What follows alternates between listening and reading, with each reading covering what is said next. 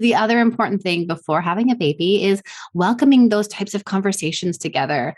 What kind of roles do you hope to take on? Right? If you're going to be the parent staying home, what does that look like? What kind of roles did you see your parents take or your caregivers take growing up?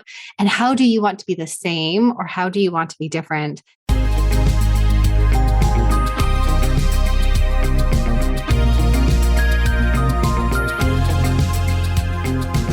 You're listening to the Mommy Labor Nurse podcast, where you'll gain the knowledge and confidence you need to erase the unknowns of pregnancy and birth and rock the newborn days like a boss.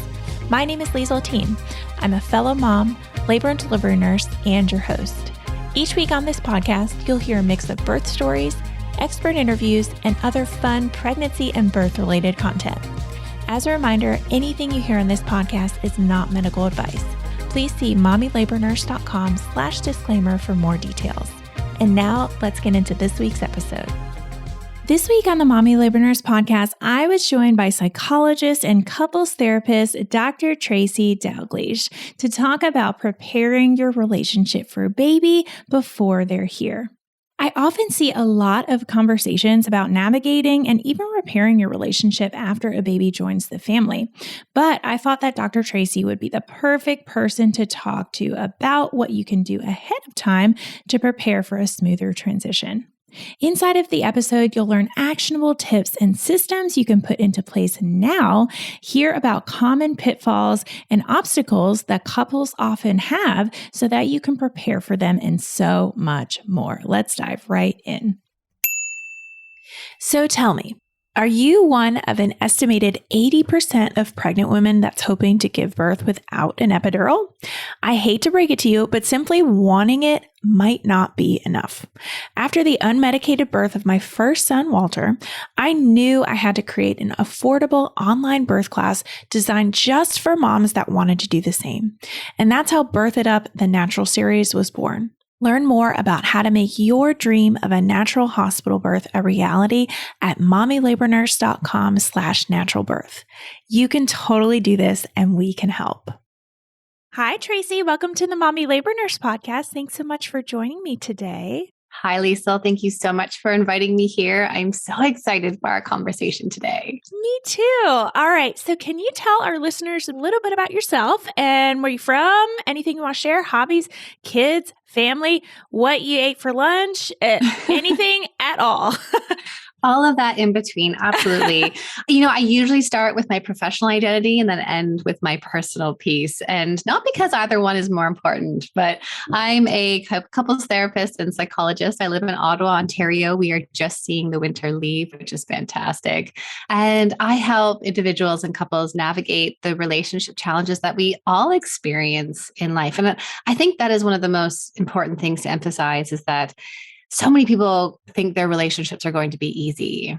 And we don't talk enough about just how hard they are or the seasons that we go through.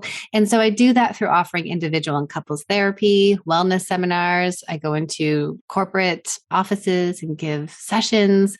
And also my work outside the office where you and I have connected, which is on Instagram. Yeah, cool. I love it.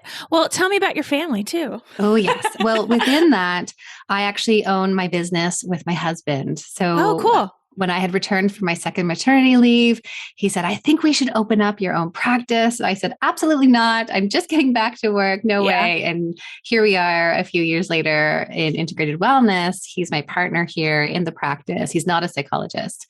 And then we also have 2 kids together. And they are, I used to say to myself that getting a PhD I thought would be the hardest thing. And actually having children has been the hardest thing.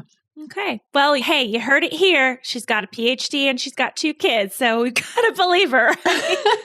That is too funny. Motherhood, parenthood is hard. It is. Yes. It is. Yeah. It's hard. It is definitely hard. Well, today, obviously, guys, we are going to be talking about relationships and your relationship with your partner, your relationship with yourself, like just all that good stuff after having a baby, because you're right. It changes and there are unexpected things that happen and there's just like so much to dive into. So, okay, can we start with like how to, like when baby first comes home, when baby first arrives, what can we do beforehand to kind of set the tone and make sure that baby's coming home? What kind of conversations can we have with each other? Any tips there? Maybe like 4 or 5 kind of tips to know. Yeah, absolutely. And just to emphasize, Lisa, that, we think of showing up to race day, right? And you do this with all of your courses that you offer, is that you are preparing people to get there. And just like that, how we prepare for labor, we need to prepare our relationships. So what are some of those things that you can do? I see that people experience a negative cycle in their relationship. We know that there are 3 common ones that happen. And that cycle usually exists in some form before we have a child. And then that cycle starts to get escalated or more emphasized once a child joins, because of course we know that marital satisfaction, relationship satisfaction goes down once you have a child. So super normal to experience that decrease in satisfaction for the first 3 years of your child's life. And one of the top things that you can learn to do before having a baby is to see, what is this negative communication pattern that we get stuck in that stops us from actually being able to hear each other and move forward? I have a free quiz on my website that people can go and try that out to see which one that is. So that would be the first thing. And then the second thing is practicing some rituals.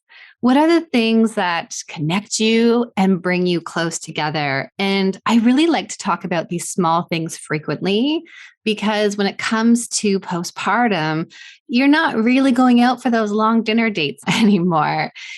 You're not staying up late, right? It just changes your relationship dynamic. But what we want to make sure that we're doing is that we're continuing to find some kind of intersection with our partners.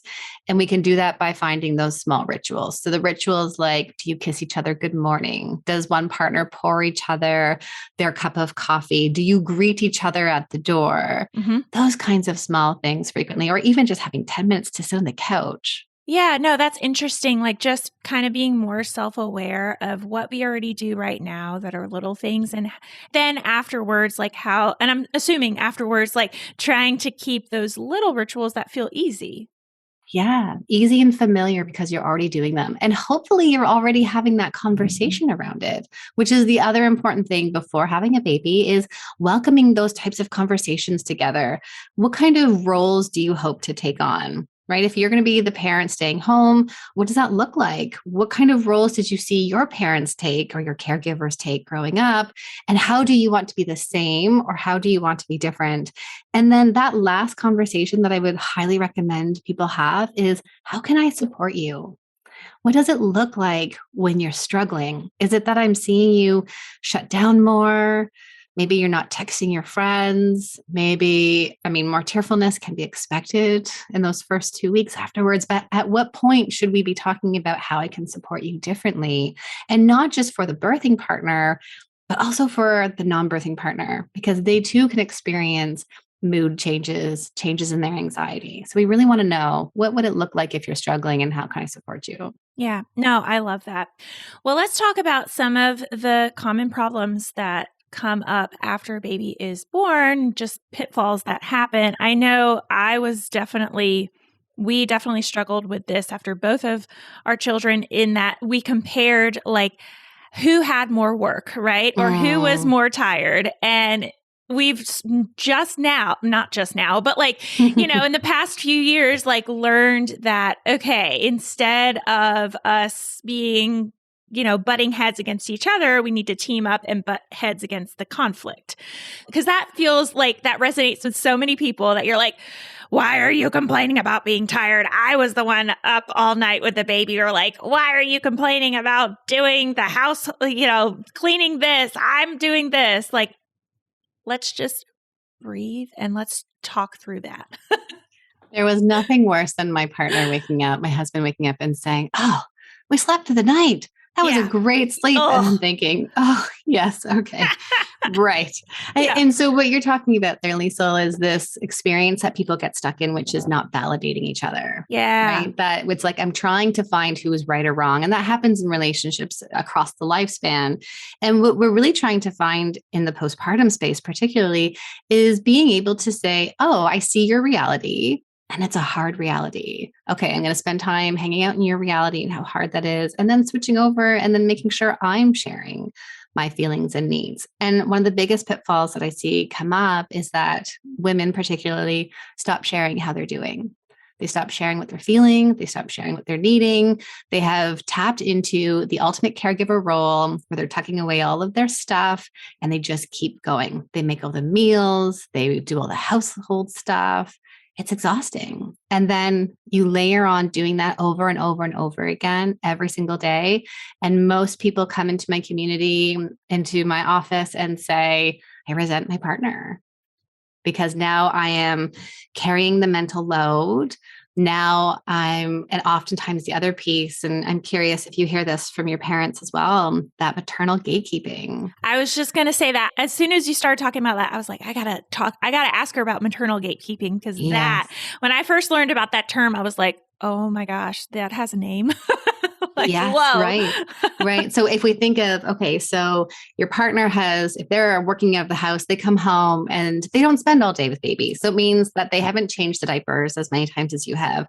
And you say, okay, here, take baby. Your partner goes, baby's upset and crying, and your partner's trying to change the diaper. And you're like, oh, no, here, just let me do it. Right. Or you give bedtime duties to them or bath time or whatever it is. Maternal gatekeeping is the belief that the way you do something is superior or better than your partner's. And it sets you up for failure because you then don't let your partner learn. I call it uplearning to where you are. They don't get to uplearn where you are and all the things you already know how to do. Their relationship with baby is impacted. And then there's more tension and friction between the two of them. And, it's funny. I can remember a really big lesson for my partner. So my daughter was older at this point, but I had always been the one to buy the diapers. We never ran out of diapers. I always grabbed them for our two kids. And so with my youngest, she didn't have a pull-up for that night. And my daughter's expression was like, oh, Daddy, how could you? And it was a learning moment for my husband that if you don't do something, there's a consequence, right? Or he didn't have enough food in the diaper bag because I didn't take over packing all of the things in the diaper bag. He learned that being at the doctor's office, oh my goodness, he needed more food and entertainment for our daughter. So if we get into maternal gatekeeping, we never let our partners struggle and fail in the way that we have in some way. Yeah. No, I love that. Okay. So what if you get into that point where you're like, Tracy, you're saying all the things that I'm feeling. Like, how do you even start to repair that relationship? I think one of the most important things we need to do is when I'm looking at relationships, there's always two parts I'm working with. One is the self, so individual. Yeah. And then the other thing is the dynamic, what's happening between two people. So if you're listening, being able to ask yourself, what do I do that's contributing to some of these feelings? How am I showing up here? Am I maybe critical to my partner? Do I put them down or I don't kind of welcome in their opinions? Just recognizing what it is that you do. I think that's a really good place to start. But then also too, if you want to start addressing the mental load, being able to make some of those implicit things explicit. Our partners, unfortunately, due to if we're talking about a heterosexual relationship, that sometimes our partners don't know all the things that we do. And we do need to uplearn them and help them to see. So, for example, if you're the one to always buy deodorant, but your partner didn't know that, then let them know what are these implicit things that you're doing. And then how can you start offloading some of these things, asking your partner what feels good for you, what doesn't. And it's not, Eve Rodsky talks about this in her book, Fair Play. It's a great book. Highly recommend the card system for people. And she has joked that it's like the shit I do list. And I mean, I think we all have one, but we have to onboard our partners and be able to reshift all the things that we're doing, not just in the house. So we know that women tend to take on the labor of the household, the childbearing, the emotional labor, and the relationship labor. So it is about not trying to find equal, but what feels fair for each partner. Yeah. No, that makes a lot of sense. And obviously, once we start doing that, we build more as a team, right? So I want to ask you too, like, how can we have that mindset before, like that team mindset before baby even comes? Yeah, I think that is really about viewing you as a we and a united front. You're both in this together and just really practicing viewing your partner with compassion and permission that you're both learning to do this. And instead of jumping into criticism or defensiveness, criticism sounds like you never help out or you're always on your phone. I have to do everything with baby. Yeah. Instead of jumping into that, learning how we can start to share our feelings, which is I'm overwhelmed, and then sharing what the need is. And we often share needs negative, which means, I don't want you to do the dishes tonight, but that doesn't leave your partner not knowing what to do. So we need to share them in a positive way, or we're not really clear at all what it is that we need. And so getting really clear and specific. So if you say something like, I'm overwhelmed and I need help, if I were a fly on the wall, I don't know what that looks like. And likely your partner doesn't know what it means to help you. So being able to clearly say, tonight I need something. Can you do bath time? And maybe when you're renegotiating that, can you take over bath time, right? So again, practicing that. What are my feelings? What are my needs? All right, the sound of that baby crying means it's time for this week's segment of Birth It Up Babies. All right, I'm looking at a picture of a baby right now, and he's just, is it a he or it's a he. I thought it was a he. Sometimes you can tell if they're boys or girls, even when they're newborns. I know probably not everybody can, but I don't know. Sometimes when somebody, and it's not just because they have a bow on their head or, boy clothes, like you can just tell by their face if they're a little boy or a little girl. I don't know. So she had a little boy, and I'm looking at a picture of her, and her little baby's just sitting right on her chest. So this Birth It Up Baby says, hi, Liesl, here is our birth story. I took the natural series and I had a natural delivery on February 9th, a couple months ago. And she said, even though this was my second delivery, I wanted to be as informed as possible. I am so glad I took the natural series. Baby boy came so quickly that there was no time for an epidural, even if I wanted one. Thanks to the Birth It Up course, I knew what was happening all the way through and was well prepared. Thank you. Oh, so sweet. Love it. All right. If you want to check out the course that this mama took, she took Birth It Up in the Natural Series, and you can head over to mommylabornurse.com and click on the Natural Series. All right. Let's get right back into this week's episode. I want to share something that I think it relates very well. So I have been going to therapy for years, and I've been working right now, specifically working on bringing up conflict and how hard that is, not only just to my husband, but just in general. I don't like confrontation. I'm just that kind of person, so it just feels very, very anxiety provoking. I just get really anxious when I think about having any sort of uncomfortable conversation. And so what my therapist, she gave me some, journal prompts to do, where did you learn about conflict first? How did your parents handle conflict? Those sorts of things. One of the things that she shared was, see if you can do this with Brian. You can do this with, people at work. Do some mock, bringing up conflict situations. For example, I had this issue bringing up where my son, he's going to kindergarten this year, where he was going to go to kindergarten. I don't know why that felt hard to me, but it felt hard whether he's going to go to public school or we're going to, do a charter school, we're going to do a private school or whatever. And I just was anxious about having that conversation with my husband. Another it's almost example, like you were frozen, eh? When I'm watching you, you're I'm frozen. I can't bring exactly. this up. Or going out, I have this weird maternal guilt of going out with my friends. And I think a lot of people can relate to that, Oh, yeah. So one way that you can do it is almost like an immersion exposure therapy kind of thing. And just sit with your partner and practice saying, hey, I really want to go out with Jenna tonight. And, I think we're going to go here. It's cool with you. Just bring it. You see, I'm even uncomfortable saying it because I haven't done it very much it doesn't feel good to me.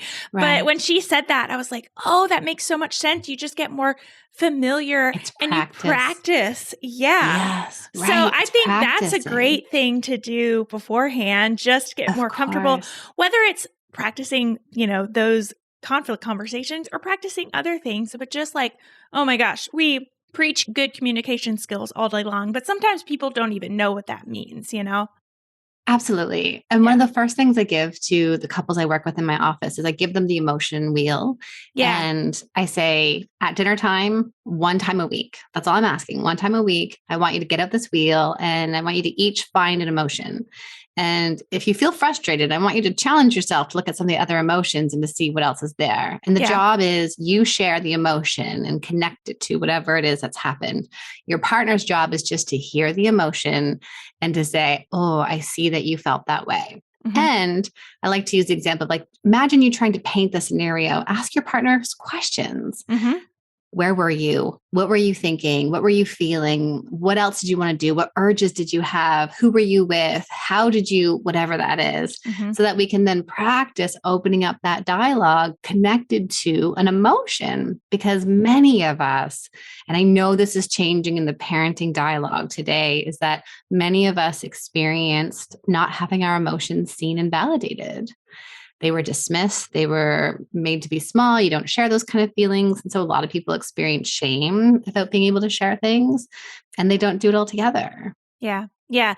And once you start to analyze, I love my parents, right? Like they're great. But once you start to analyze like where some of these feelings and some of the reasons why I do some sort of these things, you're like, oh, wait a second. My mom did do this and she held a lot of resentment towards this subject, and like, oh, wow, maybe that's why I do that. So really a great thing to do is just really sit with yourself or journal. Like I like to just sit down and write and journal and become more self-aware. I think that speaks to the doing the internal work and how oftentimes people will focus so much on the other person changing. Oh my gosh, I know. Right? Hear that all the time, I'm sure. All the time. And we need to be willing, which is harder because it's much, that's what shame does. Shame wants to point the finger and blame someone else and say, if you did this, if you were different, then I wouldn't have to feel this uncomfortable, messy stuff. Instead of going inwards and say, wow, this is one of those times where I don't feel good enough. And that perfect part of me comes out and I hear my baby crying and it doesn't feel good for me. And so then I just take over and say, you can't do anything right. Right. So I think what we're talking about here is even acknowledging what are the things that trigger you into uncomfortable feelings, whether it's anxiety, anger, sadness, conflict. Right? Right. Oh my goodness. Yes, of course. Right. Yeah. There's something else in this conversation that keeps popping up. I think we should label in terms of this postpartum period, boundaries with family. Oh, yeah. Okay. Let's go into that subject because this is something that I also still am working on, but I've been able to establish much more clear boundaries since I've been a parent. And that is very common that maybe you've had issues with boundaries in the past, but now you're a parent and you really have to, sometimes you have to, and it feels really uncomfortable. Yeah. And to really normalize that, I can relate to that as well, that becoming a parent, especially when my second came along, suddenly I was so aware of all of my boundaries and what needed to change and where my yes and no's were. And it can be really hard and uncomfortable. And just as I'm talking out loud with you, part of it is about having the conversations beforehand. And the other piece is not knowing what they are until after. Good point. Yeah. Yeah. No, that makes a lot of sense. So then just being able to kind of practice that and voice them out loud instead of, and this is what we do in our relationships though, we have expectations. We make assumptions about how our partner will act or what the meaning is behind something they do. And so we expect maybe, for example, our partners to stand up for us, but then, their mom comes in and whatever dynamic they have, and then that comes out and it's messy. It is. It is. No, setting boundaries it can get very messy and it can hurt feelings. And then that leads down to, a lot of other feelings. Yeah. So that conversation beforehand is, how involved do we want your parents to be? What does it look like when X happens? What do I need? How can we be a team together with our family? And that is such an important thing. I think sometimes if I'm speaking stereotypically, just from also my clinical experience, what I'm seeing in heterosexual relationships is that women learn their boundaries with their parents much earlier on, and that they tend to have that already when they get married. But I often see the struggle for men is that it's usually after their first child that then they start to bump up against their parents with boundary issues. Yeah. Yeah, no, that makes a lot of sense. Well, any final advice or resources, thoughts for anyone listening who maybe is like, oh my gosh, this really resonates with me right now. Where do I even start? Or like, what do I even do? Yeah, I mean, come join me on Instagram. That's my Yeah. main space. Say hello to me in my DMs. I'm there to be social. Let me know that you listened to the episode. And there I have all kinds of tips and skills on how to improve your relationship. But I think the other thing I want to emphasize is just acknowledging that you're not alone in this really hard season, and that this is a season in your relationship, that so many of us struggle through this, and that there are things and actions that you can do to make things change and to not wait. So many women, especially if your partner is not willing to get help, go on your own. And it doesn't necessarily have to be going to therapy. It can be picking up a self-help book. It can be, I have an online program where women come in and learn how to improve their relationship and learn the skills and tools that they need. You can do something like that on your own. Or if it's possible, to go to therapy and to have that external person support you. I love it. Well, where can our listeners find you on Instagram? Yes, it's Dr. Tracy D, Tracy. Love it. Love it. Awesome. We'll leave those links, everything in the show notes for people to check out if they want to follow you and follow along. Thank you so much for joining me today. Thank you, Liesl, for having me here.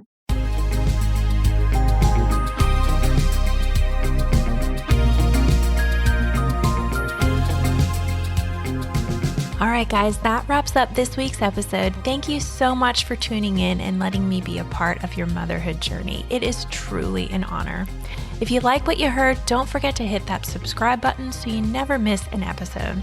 And I love hearing what you guys think of the podcast. So if you're liking what you hear or you have a suggestion, I'd be so grateful if you'd go ahead and leave me a review wherever you're listening to help more mamas just like you find the show. What do you think? Are you starting to feel a little more confident about your pregnancy and birth? Well, if you want more, be sure to head on over to mommylabornurse.com/podcast for today's show notes and a library of episodes so you can keep getting educated before your upcoming birth. And while you're over there, be sure to check out the blog and learn about our online birth classes. Find it all and more over at mommylabornurse.com/podcast. See you next week, same time, same place.